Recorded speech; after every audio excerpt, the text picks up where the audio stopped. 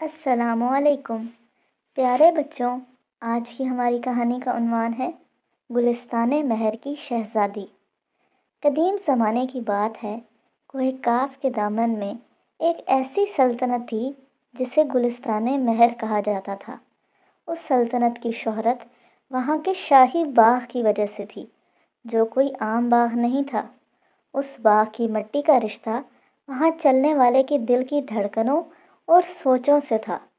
اس جادوئی باغ کی خاصیت یہ تھی کہ انسان جو جذبہ لے کر اس کی راہداریوں میں ٹہلتا، اگلے دن درختوں پر وہی جذبہ پھلوں کی صورت میں لٹک رہا ہوتا تھا۔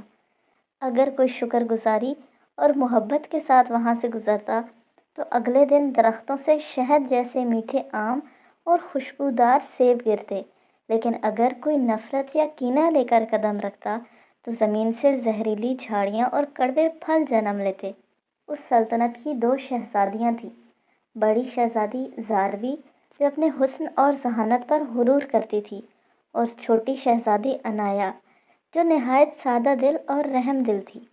ایک شام بادشاہ سلامت نے اعلان کیا کہ آنے والے جشن بہار میں عنایا کو ملکہ گل منتخب کیا جائے گا اور اسے وہ قدیم ہیرا پہنایا جائے گا جو نسلوں سے خاندان کی روایت رہا ہے۔ یہ سن کر زاروی کے دل میں حسد کی ایک چنگاری بھڑکی، جو دیکھتے ہی دیکھتے شعلہ بن گئی۔ وہ غصے میں بھری ہوئی شاہی باغ کی طرف نکل گئی۔ اس کے قدم زمین پر بوجھل تھے، جیسے وہ مٹی کو کچل دینا چاہتی ہو۔ اس نے سوچا، عنایا، وہ سادہ سی لڑکی مجھ سے بہتر کیسے ہو سکتی ہے؟ کاش کل اس کا ریشمی لباس پھٹ جائے، کاش وہ سب کے سامنے تماشا بن جائے۔ یہ باغ، یہ پھول، سب فضول ہیں۔ وہ گھنٹوں باغ میں ادھر سے ادھر ٹہلتی رہی۔ اس کی زبان سے تلخ جملے نکل رہے تھے اور اس کے ذہن میں عنایا کے خلاف زہریلے منصوبے بن رہے تھے۔ اس نے غصے میں آ کر ایک خوبصورت گلاب کی جھاڑی کو ٹھوکر ماری اور واپس اپنے کمرے کی طرف چلی گئی۔ اگلی صبح جب سورج طلوع ہوا تو پورے محل میں ایک عجیب سی بو پھیل گئی۔ یہ بو ایسی تھی جیسے پرانے موزے سڑ رہے ہوں یا کسی گندی نالی کا تافن ہو۔ بادشاہ اور ملکہ پریشان ہو کر باغ کی طرف بھاگے۔ وہاں کا منظر بدل چکا تھا۔ وہ درخت جو کل تک رسیلے سیبوں اور میٹھے انگوروں سے لدے تھے، آج وہاں عجیب و غریب شکل کے کالے اور بھورے پھل لٹک رہے تھے۔ ان پھلوں کی سطح کھردری تھی اور ان سے وہی ناگوار بو آ رہی تھی۔ مالی نے سر جھکا کر کہا، عالیجا، باغ نے اپنا رنگ بدل لیا ہے۔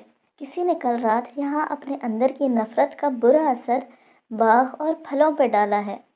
زاروی وہاں پہنچی تو اسے اپنی جیت کا احساس ہوا۔ اسے لگا شاید یہ بدبو عنایا کے لیے ہے، لیکن جیسے ہی اس نے ایک درخت کے پاس سے گزرنا چاہا، درخت کی ٹہنیاں نیچے جھک گئیں اور وہ کڑوے پھل خود بخود اس کے ہاتھوں میں گرنے لگے۔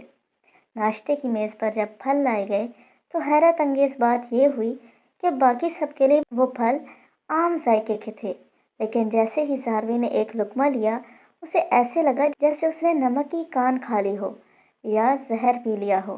وہ چلائی، یہ کیا ہے؟ یہ کتنا کڑوا اور بدبودار ہے۔ بادشاہ نے سنجیدگی سے اسے دیکھا اور کہا، یہ کڑوا ثمر ہے۔ یہ باغ صرف ان لوگوں کو پہنچاتا ہے جن کی سوچ نے اسے سینچا ہو۔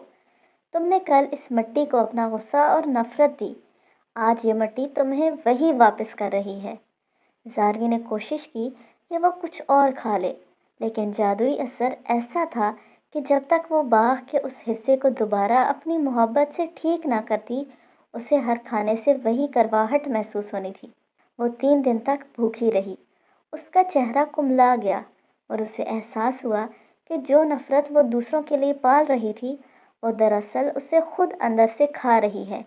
اس کا اپنا وجود اس تلخی کا قیدی بن چکا تھا۔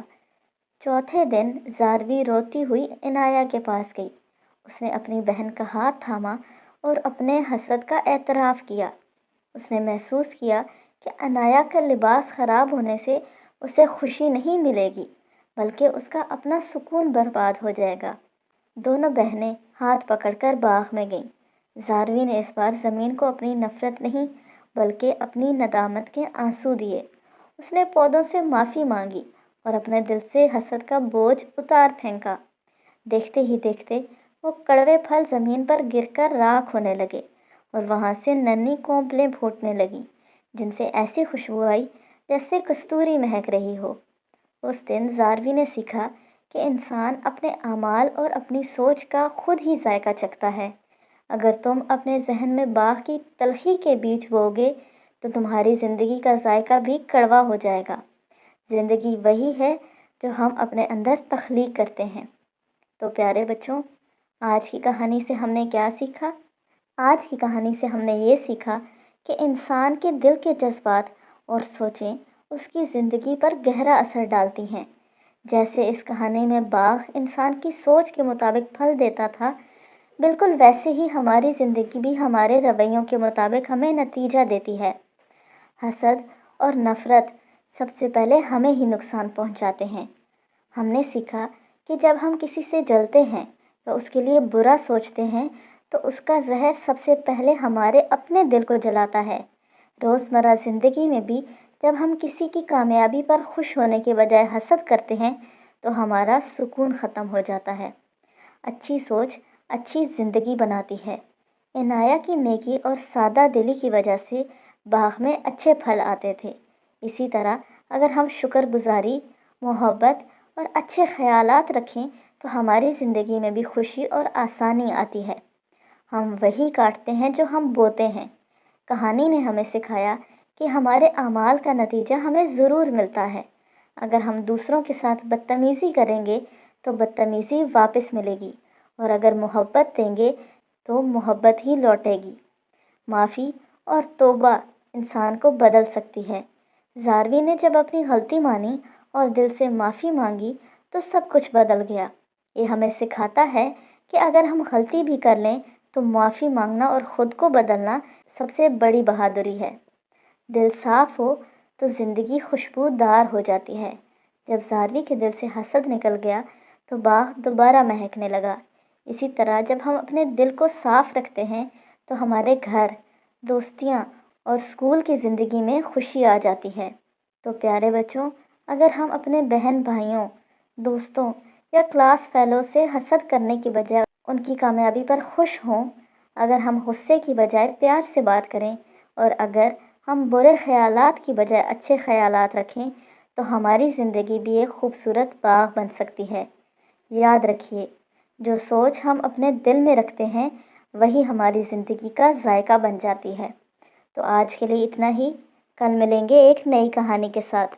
تب تک کے لیے اللہ حافظ، فی امان اللہ۔